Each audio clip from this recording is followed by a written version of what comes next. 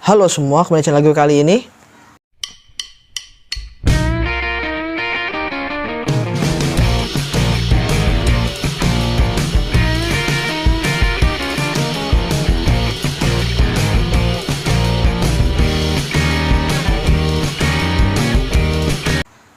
Ya, di video kali ini kita akan membahas tentang sejarah KGB.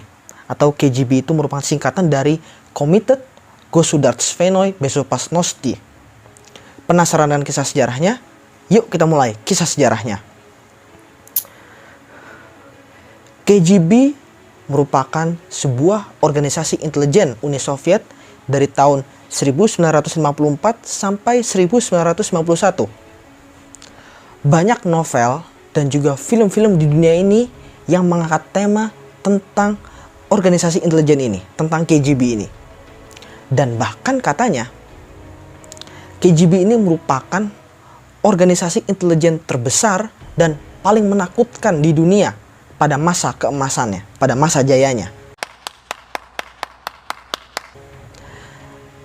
Namun kadang orang Rusia sendiri sering memplesetkan kepanjangan dari KGB ini yang harusnya Committed Государственной Безопасности, yang artinya adalah Komite Keamanan Negara, dan KGB ini diplesetkan menjadi Kontora Grupyik Banditov, atau yang artinya Asosiasi Bandit Kasar, karena memang agen-agen KGB ini terkenal merupakan agen yang kuat, tangguh, namun juga kejam dalam melakukan tugasnya. Organisasi intelijen yang setara dengan KGB dari pihak barat diantaranya ada Central Intelligence Agency atau CIA dari Amerika Serikat dan British Secret Intelligence Service atau SIS, atau yang biasa kita kenal dengan MI6 yang berasal dari Inggris. KGB memiliki berbagai misi utama. Salah satu misi utamanya adalah melindungi negara Soviet melalui pengejaran terhadap para pembangkang-pembangkang, para pengkhianat-pengkhianat, serta penegakan keamanan perbatasan. Dalam hal personil, KGB kebanyakan merekrut orang-orang yang latar belakangnya itu adalah pengelola tahanan. Sehingga pada saat mereka diangkat menjadi agen KGB, mereka-mereka ini menerapkan berbagai teknik interogasi yang brutal serta tindakan kejam lainnya yang pernah mereka lakukan sewaktu mereka menjadi pengelola tahanan waktu itu. KGB juga menjaga perbatasan untuk melindungi integritas negara dengan melakukan pembatasan atau membatasi akses keluar masuk Uni Soviet serta mengawasi orang-orang yang keluar masuk Uni Soviet. Kemudian seperti kejahatan terhadap negara seperti pengkhianatan itu juga ditangani oleh KGB karena ia telah melakukan investigasi ekstensif terbanyak dari warga Uni Soviet. Kemudian ukuran dan ruang lingkup KGB membuatnya menjadi sebuah organisasi yang sangat kuat.